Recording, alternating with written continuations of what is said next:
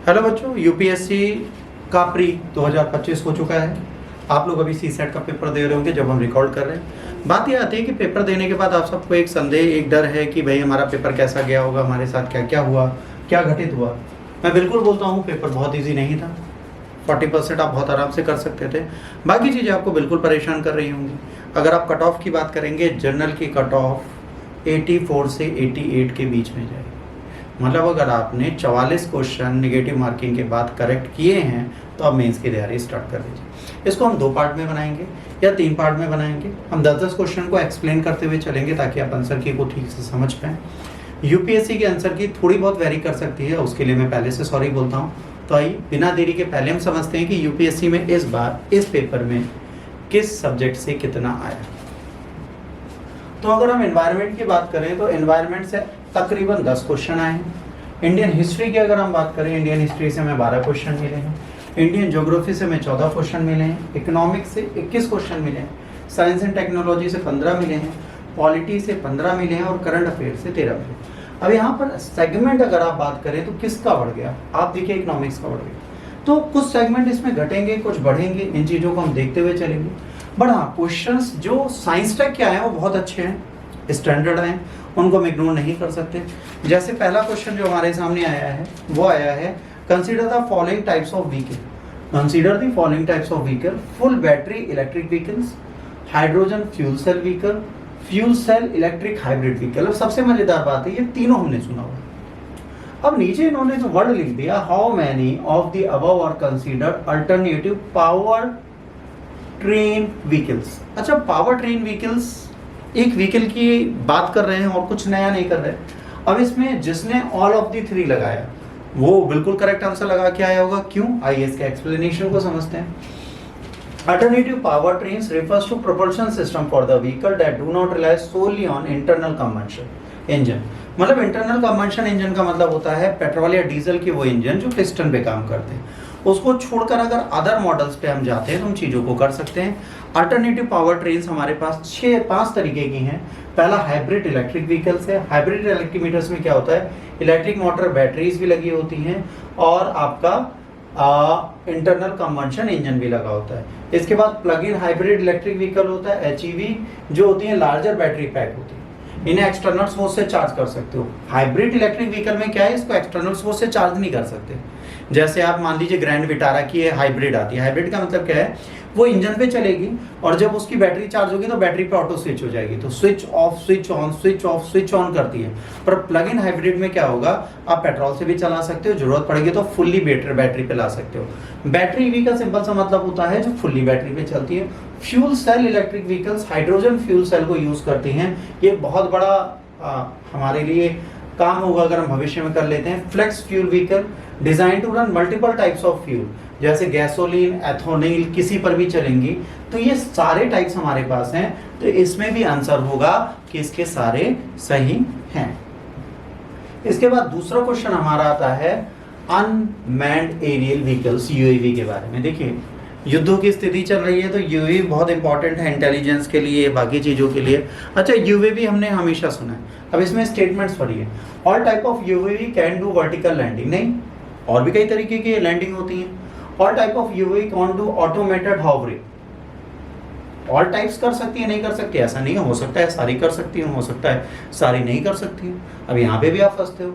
उसके बाद all types of UAV can use battery only as the source of power. ऐसा नहीं होता सर, सिर्फ बैटरी यूज करें ये पॉसिबल नहीं होता। तो इसका रियल आंसर क्या होगा, ये इसको हम देखते हैं। पहला स्टेटमेंट जो है, ठीक है, वो करेक्ट नहीं है, क्योंकि all UAVs can do vertical landing, ये गलत है। क्यों? क्योंकि कुछ ऐसी हैं जो वर्टिकल टेक ऑफ और लैंडिंग दोनों कर सकती हैं। उसके बाद इलॉबरेशन हमने दिया है कि all drones have vertical take off and landing capability similar to the helicopters, ठीक है। फिक्स्ड विंग्स होते हैं, हाइब्रिड यूएवीज होती हैं। स्टेटमेंट 2 भी करेक्ट नहीं है, क्योंकि यहाँ पर लिखा है UAV do automated hovering while many multi-rotor UAV are designed to hovering and vertical take-off landing fixed wings are not fixed। तो अब यहाँ पे ये पॉइंट भी आपका गलत हो जाता है।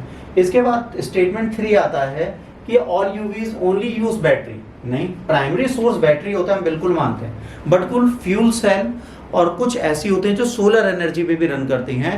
तो इसके तीनों स्टेटमेंट हमारे लिए क्या हो जाएंगे, गलत हो जाएंगे। जैसे यहाँ पर लिखा है कि कौन से इसमें करेक्ट हैं, तो इसमें कोई भी करेक्ट नहीं है, तो इसका आंसर हो जाएगा none of these statements are correct. ठीक, अगले क्वेश्चन पे चलते हैं। Question number 3, in the context of electric vehicle batteries consider the following element cobalt, graphite, lithium and nickel. How many above usually make up the battery cathodes.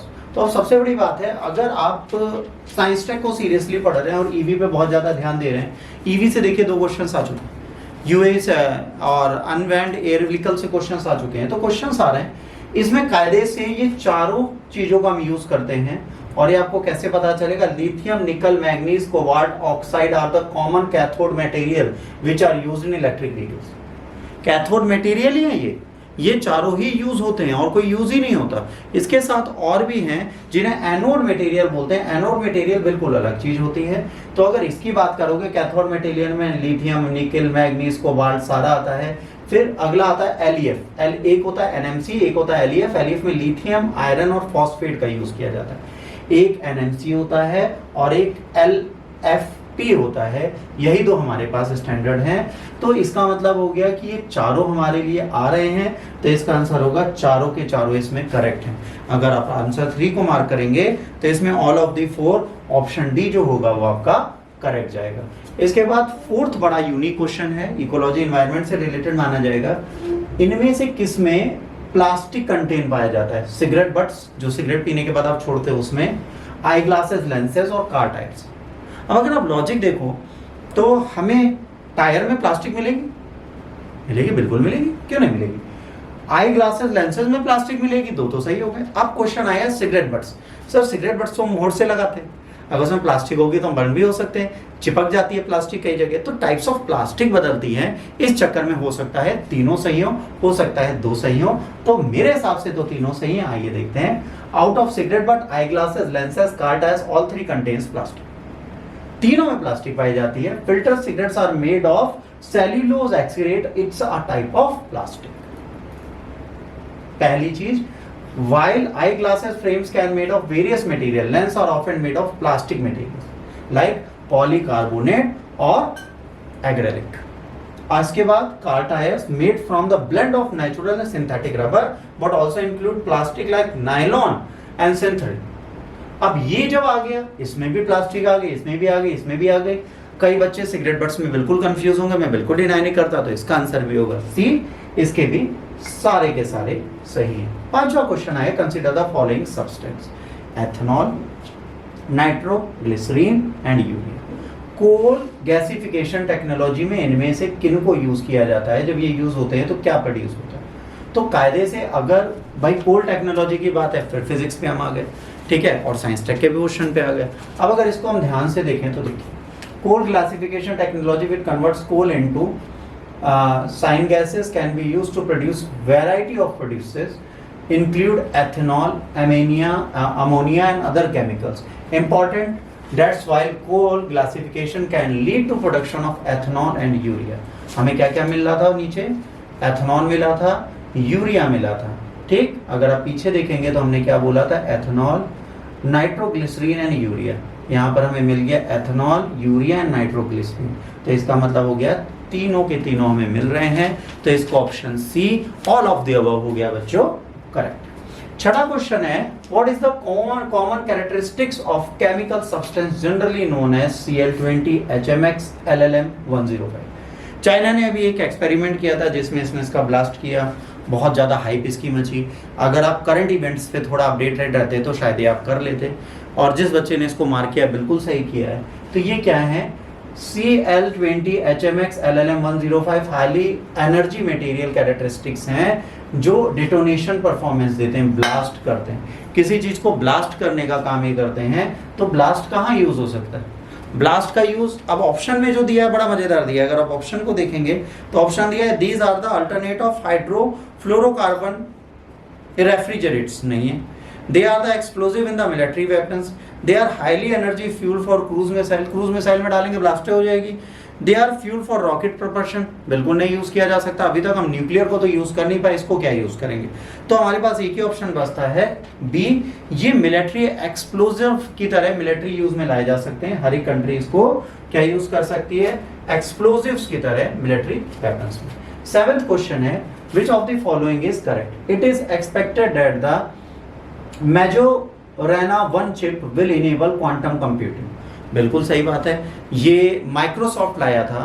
तो अब यहां पर इन्होंने दूसरा स्टेटमेंट गलत कर दिया है ना। Majorana 1 chip has been introduced by Amazon Web Service, AWS नहीं लाया, AWS की जगह से कौन लाया? माइक्रोसॉफ्ट। तो दूसरा स्टेटमेंट गलत हो गया, आगे आपको देखने की जरूरत नहीं। डीप लर्निंग हर मशीन लर्निंग में होती है, तो पहला और तीसरा जहां पर होगा वो सही होगा, तो इसका आंसर सी करेक्ट माना जाएगा, क्योंकि डीप लर्निंग की बात करता है। देखिए आपके सामने मेरे जो ना 2 चिप अब रेफर होने जा रही है, और मैंने जो ना फर्स्ट जो है क्वांटम कंप्यूटिंग में आई थी, और इसको कौन लाया था? इसको लाया था माइक्रोसॉफ्ट। ये डेवलपमेंट करती है, डीप लर्निंग देती है, क्वांटम कंप्यूटिंग को इनेबल बनाती है। तो आंसर सी इसका सही है, क्योंकि पहला और तीसरा स्टेटमेंट करेक्ट है बच्चों, दूसरा स्टेटमेंट गलत नहीं है, क्योंकि अमेज़न वेब सर्विस कभी भी इस चिप को इंट्रोड्यूस नहीं करती। With reference to the monoclonal antibodies, क्या सही है? They are man made proteins. भाई आज साइंस टेक में मोनोक्लोनल प्रोटीन्स की बात अभी की गई थी, हाँ ये मैन मेड है। ये इम्यूनोलॉजी फंक्शंस को सही करते हैं, एंटीजेंस बनाते हैं ताकि लोग रोगों से लड़ पाएं, और ये निपा वायरस जैसी बीमारी को ट्रीट कर सकते हैं, बिल्कुल कर सकते हैं। पहली चीज, ये जो है एंटीबॉडीज इंजीनियर्ड की गई है, मिमिक कर रहा है नेचुरल एंटीबॉडीज को हमारी प्रतिरोधक क्षमता के साथ, तो ये यूज हो रहा है। ये कैंसर सेल्स को भी मार सकता है, उनको भी सही कर सकता है। इसको टारगेटेड मैनर में मैनमेड बनाया गया है, ये कोविड-19 से भी हमें बचा सकता है, ठीक है। तो इसमें जो लास्ट स्टेटमेंट दिया था कि हाँ इसमें प्रोग्रेसिंग ट्रीटमेंट मिले हैं निपा वायरस इन्फेक्शन के। अभी ऑल तो बहुत ज्यादा हाइप नहीं है इस चीज की, बट क्योंकि यूपीएससी के हिसाब से डाल दिया और निपा वायरस में इसका सक्सेस हमें मिला है, इसलिए हम ऑप्शन 1, 2, 3 तीनों सही मानेंगे, तो इसका ऑप्शन हो जाएगा D correct. Consider the following statement. ये साइंस टेक में जब बैक्टीरिया वायरस चैप्टर हम लोग पढ़ रहे थे, वायरस में मैंने आपको बताया ही था कि लेट सपोज ये पेन मेरे हाथ में है, इस पे जो वायरस है ये तब तक क्या है? डेड है, जब तक इसको एंजाइम नहीं मिलते। मगर ऐसे में जीभ से लगा लो, इसमें एंजाइम आ जाएंगे। तो हमें उन सब्सटेंस को देखना है, उन लिविंग प्लांट्स को देखना है जिनमें एंजाइम्स होते हैं। प्लांट्स भी एंजाइम्स बनाते हैं, बैक्टीरिया भी एंजाइम्स बनाते हैं, ह्यूमन भी एंजाइम्स बनाते हैं। तो यहाँ पर स्टेटमेंट्स को देखिए तो समझ में आएगा। No virus can survive in ocean water, क्यों नहीं सर्वाइव करते? कई ऐसे हैं जो मरीन वाटर में सर्वाइव करते हैं, बैक्टीरिया बहुत सारे हैं जो सर्वाइव करते हैं, तो ये स्टेटमेंट तो इन्होंने गलती कर दी। No virus can infect bacteria, bacteria अपना एंजाइम बनाता है तो वायरस बैक्टीरिया को भी इन्फेक्ट कर सकता है, ये स्टेटमेंट भी गलत हो गया। No virus can change the cellular transcriptional activities in the host cell, अरे कई बार चेंज करते हैं भाई। आप उन्हें एंटीबॉडीज देती रहिए, एंटीबायोटिक देते रहिए, एंटीबायोटिक देते रहिए, अपनी प्रॉपर्टीज चेंज करते रहेंगे। जो कोविड के साथ भी आपने देखा है, दवाई खाते रहिए, वो उससे मरना बंद कर देते हैं। तो ये जो स्टेटमेंट्स हैं, ये तीनों के तीनों इन्होंने गलत कर दिए। कह रहे कौन से सही हैं? तीनों गलत कर दिए इन्होंने, ठीक। तो इसका आंसर हो जाएगा, इनमें से कोई भी स्टेटमेंट सही है ही नहीं भाई साहब, सारे गलत। स्टेटमेंट 1 रॉन्ग क्यों है? क्योंकि कोई भी वायरस ऐसा नहीं है कि ओशन में सर्वाइव करे, कई सारे हैं जो ओशन में सर्वाइव करते हैं, हमने उनको देखा हुआ है। दूसरा, इन्फेक्ट करता है बैक्टीरिया को, है ना। मैनी वायरस हैं जिन्हें बैक्टीरियोफेजेस बोला जाता है, जो बैक्टीरिया को इन्फेक्ट कर सकते हैं। ऑप्शन 3 की बात करें, no virus can change cellular transcription, नहीं, ये चेंज करते हैं होस्ट में, इसके हमेशा बदलते हैं जब इन्हें एडवांटेज मिलता है। तो नन ऑफ दी अबव इसमें करेक्ट आंसर माना जाएगा। 10th जो है ये थोड़ा एआई के जमाने में टीचर्स और स्टूडेंट्स की वॉट लगाने के क्वेश्चंस अब यूपीएससी बनाने लगा है। पहले असर्शन रीजन बनाता था, असर्शन एंड रीजन। अब स्टेटमेंट 1 के बाद 2 स्टेटमेंट डाल दिए, मतलब पहला असर्शन और 2 रीजंस डाल दिए। थोड़ा टिपिकल इन्होंने कर दिया इस चीज को, और यहाँ पे ही कट ऑफ डाउन होनी स्टार्ट हुई बच्चों। याद रखिए एआई के जमाने में यूपीएससी ने भी एआई को यूज करना स्टार्ट कर दिया है, दिमाग में भर लीजिए। अगर आप एआई से पढ़ रहे हैं तो वो भी एआई यूज कर रहे हैं। अब यहाँ पर क्या किया इन्होंने कहा भाई जो पहला स्टेटमेंट है वो आप ध्यान से पढ़ लीजिए, फिर बताइए ये दोनों इससे एसोसिएटेड हैं कि नहीं। अगर इनमें से कोई गलत है तो यहाँ पे बताइए ऑप्शन सी डी में, अगर ये दोनों सही है, करेक्ट एक्सप्लेनेशन दे रहे हैं तो ये बताइए, एक दे रहा है तो बी बताइए। इन्होंने क्या समझाया कि ये स्टेटमेंट जो लिखा है, जैसे activated carbon is a good and an attractive tools to remove pollutants from the effluent streams and to remediate containments from the various industries. अब बिल्कुल सही बोर्ड में इन्होंने बोला कार्बन का प्रयोग हम इस चीज़ में कर सकते हैं जहाँ पर बहुत ज़्यादा प्रदूषण आ रहा है, बहुत सारी चीज़ें हमारे सामने आ रही हैं, इनको बदलने के लिए हम इसका बिल्कुल प्रयोग कर सकते हैं। हम इसको बिल्कुल डिनाई नहीं करेंगे कि इसको संदूषकों के उपचार के लिए हम प्रयोग में ला सकते हैं। अब दूसरा है, इन्होंने बोला है कि activated carbon exhibit a larger surface area and the strong potential of absorbing heavy metal. ये इसको एक्सप्लेन कैसे करें भाई? हैवी मेटल वो एब्जॉर्बिंग लिखा है, एब्जॉर्बिंग नहीं लिखा। एक होता है अवशोषण और एक होता है अधिशोषण, अधिशोषित करता है। तो यहाँ पे एब्जॉर्बिंग लिखा है, हैवी मटेरियल अधिशोषित करता है, तो ये इंडस्ट्रियल वेस्ट के साथ जुड़ रहा है कि नहीं जुड़ रहा है, यहाँ पे हमें डाउट हो जाता है। अब यहाँ पर एक चीज है, कुछ लोग कहेंगे इसका करेक्ट एक्सप्लेनेशन दे रहे हैं, कुछ लोग कहेंगे नहीं दे रहा, तो ये आपको वेट करना पड़ेगा यूपीएससी के लिए। मेरे हिसाब से इसका करेक्ट एक्सप्लेनेशन नहीं दे रहा, but activated carbon can be easily synthesized from the environmental waste with high carbon content. ये चीज एक्सप्लेनेशन इसका दे सकती है। तो अगर मैं इसका ऑप्शन लगाऊंगा तो मैं इसका ऑप्शन लगाऊंगा बच्चों क्या, बी, क्योंकि मेरे हिसाब से पहले स्टेटमेंट को तीसरा एक्सप्लेनेशन दे रहा है। स्टेटमेंट दोनों सही हैं, इनमें कोई गलती नहीं है। अब यही है कि यूपीएससी के क्वेश्चंस थोड़े ट्रिकी होते हैं, हर एक एकेडमी अपने हिसाब से आंसर देती है, हम भी अपने हिसाब से आंसर दे रहे हैं। 10वें क्वेश्चन में डिस्प्यूट हो सकता है, मैं बिल्कुल मानता हूँ। 11 से 100 तक अभी बाकी हैं, वेट करिए, अगले वीडियो में उसको भी आपको देते हैं। God bless you, take care, bye.